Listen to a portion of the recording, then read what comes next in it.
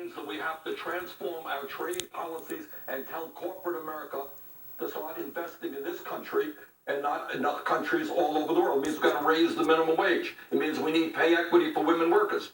It means to say that we have to create jobs by rebuilding our crumbling infrastructure. It means to say that we have to make public colleges and universities tuition free. In other words, what all of that is about is the working class of this country for the last 40 years has been decimated, and the rich are getting richer. People are tired of it. They want real change. And I'm going to do everything that I can as part of the new leadership of the Democratic Party to bring about that change. You know, one of the things that you always hear about is job retraining for folks that are displaced by trade agreements. But I want to play you a quote from the COO of Wyco Metal Products. They're basically an auto parts manufacturer. And he was talking about the problems with some of these retraining programs. Take a listen. If you've been out on this floor doing skilled to semi-skilled work and you're 40 years old, you don't want to go do a computer-based job. You want to make things. Essentially, the job retraining programs and some of these younger VOTEC programs, almost too computer-based. He was complaining of a lack of skilled labor, but physical skilled labor. Well, I think we've got to move forward on all fronts. I think we have to do, not everybody wants to go to college, and that's fine. God knows there are enormous amounts of work out there that don't require a college degree. We've got to give people the training to do that, which is why we have to rebuild our inner cities. We have to rebuild our infrastructure. There's a desperate need for affordable housing in this country. We can put millions of people to work rebuilding this country and so many parts of America, and that is what we have to do. On the other hand, in a highly competitive global economy, we do need the best educated workforce in the world.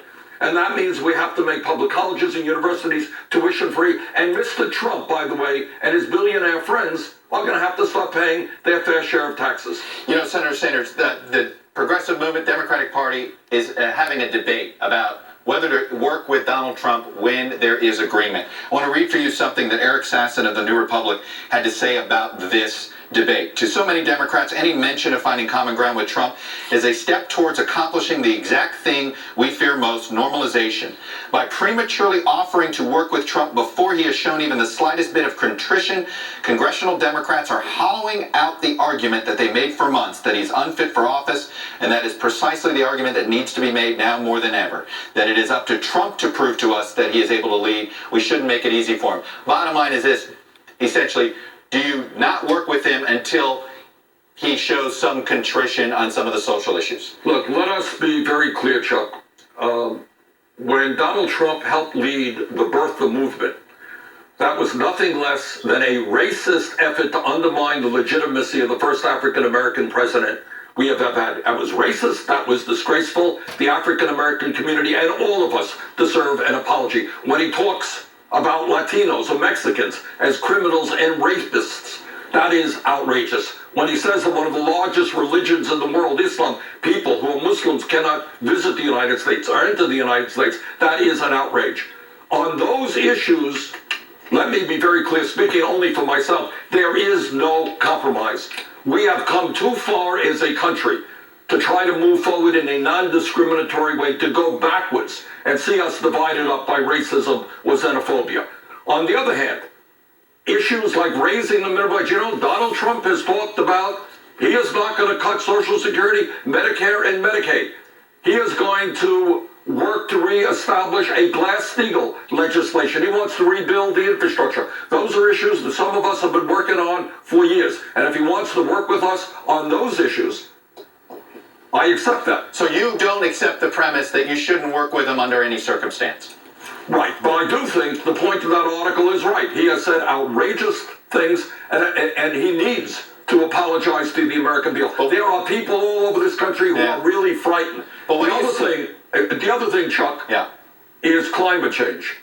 It is beyond comprehension that we have a president-elect who thinks that climate change is a hoax when the whole scientific community is telling us... Senator, right, but I want to go back to this other point. What do you say to the progressives that say, hey, the Republicans essentially united against President Obama, and guess what? It was good politically for the Republican Party. What you're describing is going to be perhaps good for those workers you're talking about, but it may be bad for the Democratic Party. What do you say to those progressives? Well, I think we need to protect workers. We need a good strategy to make sure that, in fact, we push our agenda. Look, on the issues, Chuck, that I'm talking about, these are the things that I have been fighting for years. But there is no compromise, none whatsoever, on bigotry. There is no compromise on climate change, because the future of the planet is at stake. We need a strategy, and I'm going to work on this strategy, to go to Michigan, to go to Wisconsin, to stand with working people, Yep. to demand that we reverse the decline of the American middle class. Senator Sanders, that's all the time I have for today. Thanks for coming on and sharing your views, sir, and congrats on the new book, Our Revolution. Thank you. You bet. Thank you. Before we go to break this week, we said